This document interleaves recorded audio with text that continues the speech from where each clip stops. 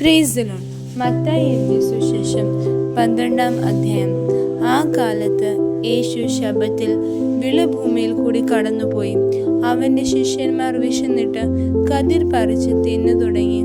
പരീശർ അത് കണ്ടിട്ട്, ഇത് ശബ്ബത്തിൽ വിഹിതമില്ലാത്തത് നിന്റെ ശിഷ്യന്മാർ ചെയ്യുന്നു എന്ന് അവനോട് പറഞ്ഞു. അവൻ അവരോട് പറഞ്ഞത്, ദാവീദ് തനിക്കും കൂടെയുള്ളവർക്കും വിശന്നപ്പോൾ ചെയ്തത് എന്ത്? അവൻ ദേവാലയത്തിൽ ചെന്ന് പുരോഹിതന്മാർക്ക് മാത്രമല്ലാതെ തനിക്കും കൂടെയുള്ളവർക്കും തിന്മാൻ വിഹിതമല്ലാത്ത കാഴ്ചയപ്പം തിന്നു എന്ന് നിങ്ങൾ വായിച്ചിട്ടില്ലയോ? അല്ല, ശബ്ബത്തിൽ പുരോഹിതന്മാർ ദേവാലയത്തിൽ വച്ച് ശബ്ബത്തിനെ ലംഘിക്കുന്നു എങ്കിലും കുറ്റമില്ലാതെ ഇരിക്കുന്നു എന്ന് ന്യായപ്രമാണത്തിൽ വായിച്ചില്ലയോ? എന്നാൽ ദേവാലയത്തെക്കാൾ വലിയവൻ ഇവിടെ ഉണ്ട് എന്ന് ഞാൻ നിങ്ങളോട് പറയുന്നു. യാഗത്തിലല്ല, കരുണയിൽ അത്ര ഞാൻ പ്രസാദിക്കുന്നു എന്നുള്ളത് എന്ത് എന്ന് നിങ്ങൾ അറിഞ്ഞിരുന്നു എങ്കിൽ കുറ്റമില്ലാത്തവനെ കുറ്റം വിധിക്കുകയില്ലായിരുന്നു. മനുഷ്യപുത്രനോ ശബ്ബത്തിനു കർത്താവാകുന്നു.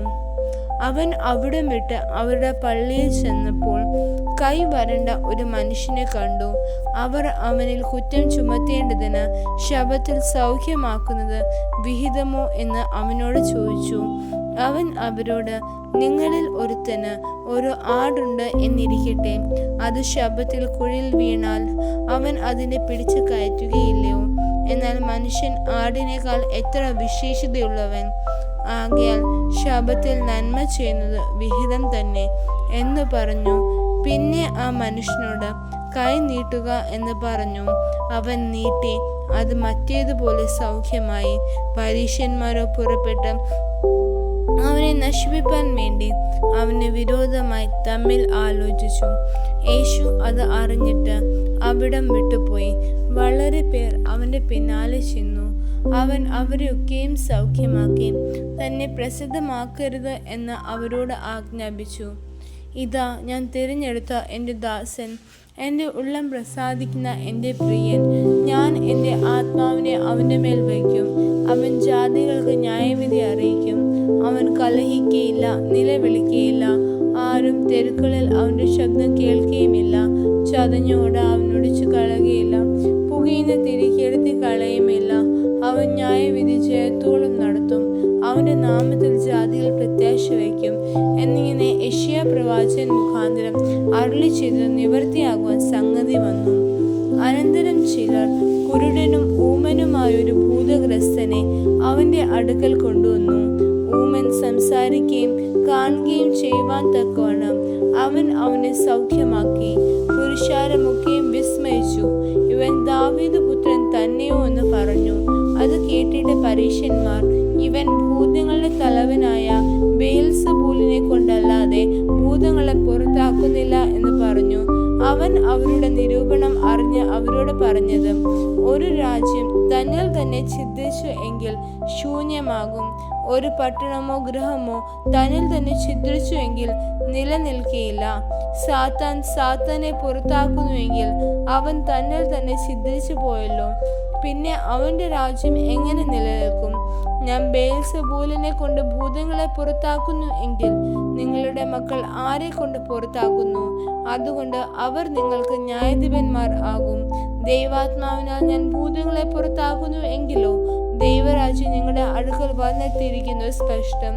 ബലവാനെ പിടിച്ചു കെട്ടിയിട്ടല്ലാതെ ബലവാന്റെ വീട്ടിൽ കടന്ന് അവൻ്റെ കോപ്പ് കവർന്നു കളയുവാൻ എങ്ങനെ കഴിയും? പിടിച്ചു കെട്ടിയാൽ പിന്നെ അവൻ്റെ വീട് കവർച്ച ചെയ്യാം. എനിക്ക് അനുകൂലമല്ലാത്തവൻ എനിക്ക് പ്രതികൂലം ആകുന്നു. എന്നോട് കൂടെ ചേർക്കാത്തവൻ ചിതറിക്കുന്നു.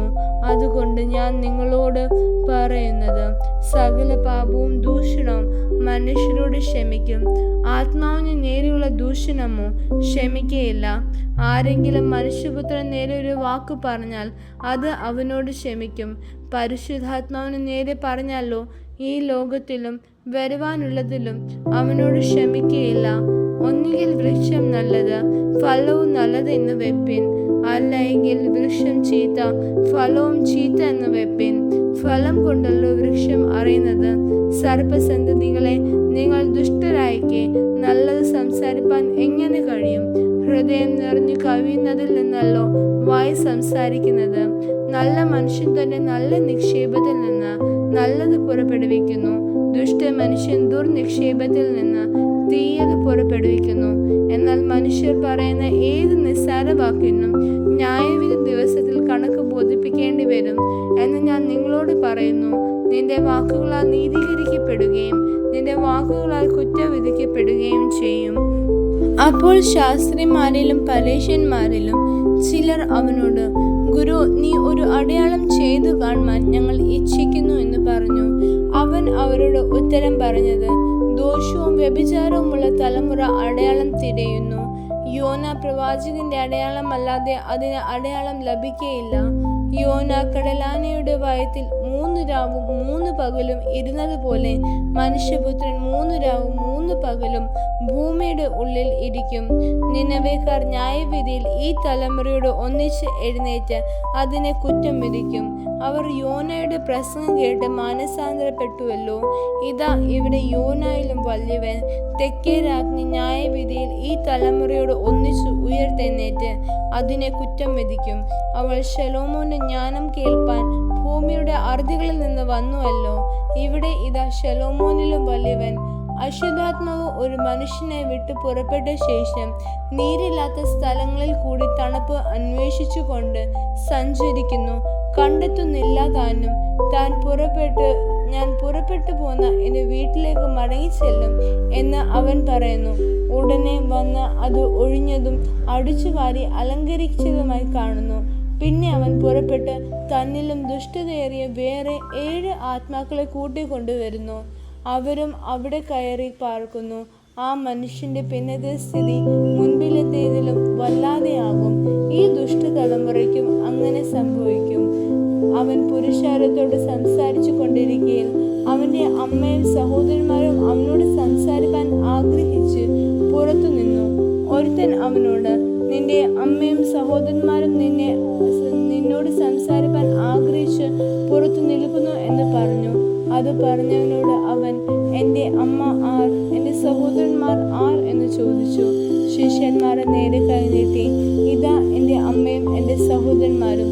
സ്വർഗസ്ഥനായ എൻ്റെ പിതാവിൻ്റെ ഇഷ്ടം ചെയ്യുന്നവൻ എൻ്റെ സഹോദരനും സഹോദരിയും അമ്മയും ആകുന്നു എന്ന് പറഞ്ഞു. ആമേൻ.